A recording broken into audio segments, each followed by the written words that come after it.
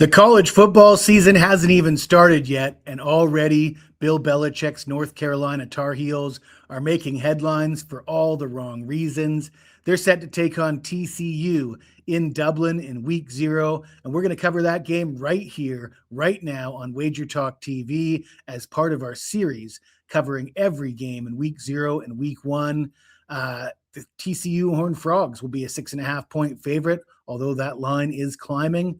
The total is set at 48.5, and the negative press surrounding the Tar Heels involves general manager Michael Lombardi, who has now been placed on administrative leave.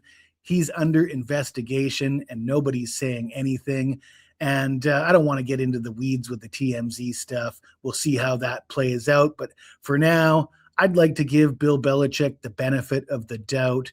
Yes, his first season at North Carolina didn't go all that well, just 4 wins, and it started with a 48-14 home loss. They got their teeth kicked in by this same TCU team who they face in Ireland. But we did see them turn things around at the end of the year, particularly on the defensive side of the ball. And they made a big hire at offensive coordinator, bringing in Bobby Petrino. Petrino is an offensive guru. He's done big things in the past at Arkansas with quarterback Ryan Mallett, and of course at Louisville with Lamar Jackson. So the potential is there for Petrino to ignite this offense. And they bring back Steve Belichick, Bill's son, who did an excellent job in his previous job at Washington, and he also did a pretty good job in the NFL working for the Patriots. The question is, do they have the personnel? They bring in quarterback Billy Edwards Jr. from Wisconsin. He's a guy with a ton of experience. He's been kicking around with multiple programs. He was at Wisconsin and at Maryland, prior to that at Wake, but never actually got into any games for Wake Forest. Hasn't had a lot of success. Career record of 8-8, 19 touchdowns, 10 interceptions, just a 62% completion percentage. Doesn't really inspire a ton of confidence, and I don't really like the chances of Petrino turning Billy Edwards into the next Ryan Mallett or Lamar Jackson.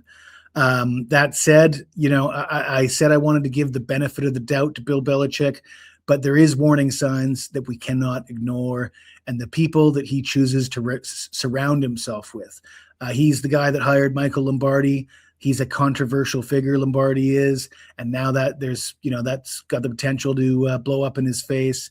The same could be said about Bobby Petrino. You remember over a decade ago, he had a scandal at Arkansas involving a female student that was hired by the team.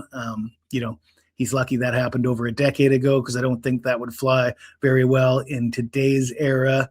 And then you got Jordan Hudson, and who Bill Belichick is dating is none of my business. I don't want it to be my business. As long as it's legal, it's fine with me. But the way it was put out there and in everybody's face, it shows poor decision making on Belichick's part, and we cannot ignore that. And then you have the fact that they start the season in Ireland, a program in turmoil. Starting the season is in Ireland. Have we heard this before? Because I've seen it with Florida State, Northwestern, Nebraska, Florida, Kansas State, and Iowa State. And all those teams started in Ireland, and they went on to have dumpster fires of seasons. And there's certainly that potential here for the Tar Heels. We're going to talk about TCU, but before we do, let me tell you about a few promotions we have available at Wager Talk for the football season. Let's get it started with the NFL preseason, which is right around the corner. Did you know that I was the #1 handicapper at Wager Talk in the last preseason? I was 6-0 with all my preseason picks. I went on to sweep in week 1 as well, so I started with 10 straight wins in the NFL season, regular season and preseason. It's not the first time I've done that either. They're 2 of the last 3 years, in fact.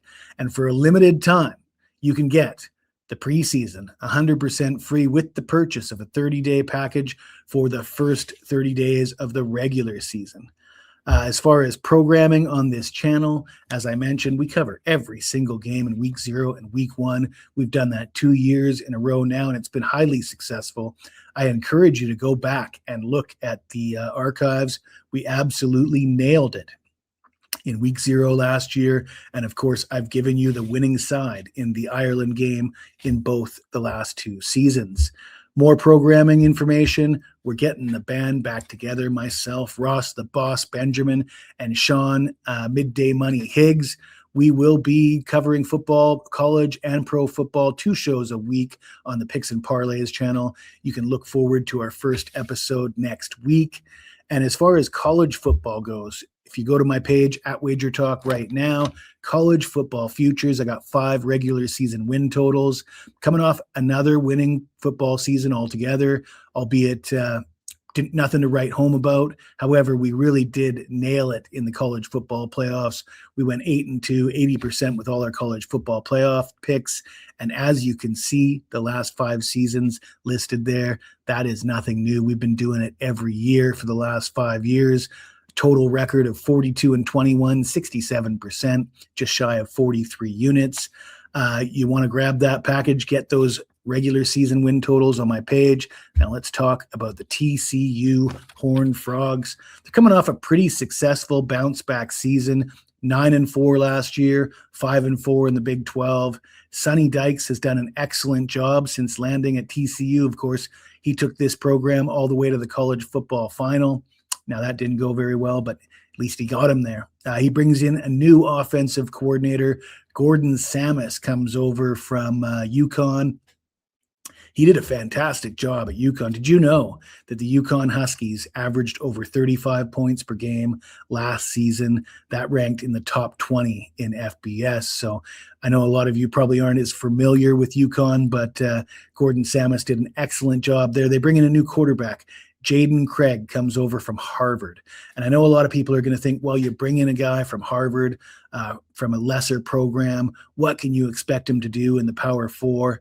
Well, I think historically, in my mind, bringing a guy from the lower ranks who's had success at the lower ranks, having him play with better players. For example, this guy is going to play behind one of the best offensive lines in the Big 12. They're bringing back their wide receiver 2. They're bringing back their RB1. He's going to be surrounded by talent. And it has been a recipe for success. And if you compare it to Billy Edwards Jr., a guy who's, he's floated around Power 4 programs and had very limited success. Now you got a guy who's been successful at the lower ranks. You put the pieces around him. I think this is a far better situation for Jaden Craig than it is for Billy Edwards. And if you're looking for examples of this, we can see in recent seasons Cam Ward and Trinidad Chambliss coming from the lower ranks to have extreme success at their positions at Ole Miss and at Miami. So I'm not worried about Craig. TCU, of course, they just stomped North Carolina 48-14 at Chapel Hill last year. Andy Avalos, the defensive coordinator, solid DC. He's done good things for TCU, and in his previous tenure at Boise State, he had success. I have faith that he's going to pull things together. Now, they do have some turnover at the linebacker position and in the secondary, but they've got a proven defensive line to work with. Certainly in week 1, I think they're going to be in pretty good shape.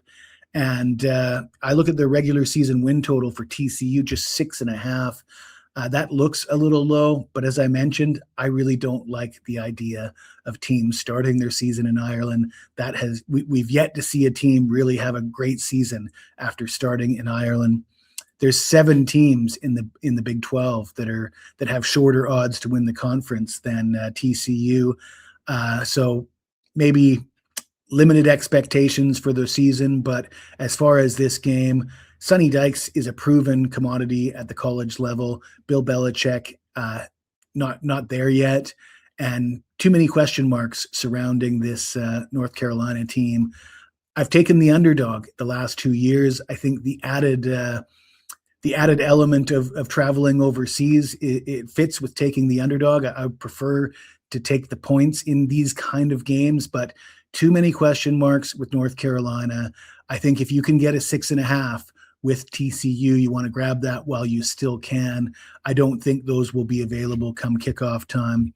And TCU is going to be the play for this guy. If you like this video, smash that like button, subscribe to the channel. And if you've got anything to say to me, even if it's nasty, hit me up in the comments below and I'll get back to you as soon as I can.